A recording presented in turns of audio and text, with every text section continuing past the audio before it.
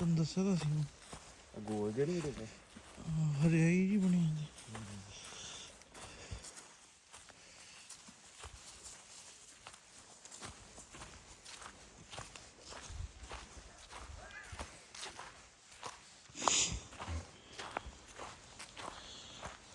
ਇੱਥੇ ਫੋਟੋ ਖਿੱਚਣਾ ਬਹੁਤ ਵਧੀਆ ਆਉਣੀ ਆ। ਉਹ ਪਿੱਛੇ ਪੀਲਾ ਪੀਲਾ ਜਿਹਾ ਹਨਾ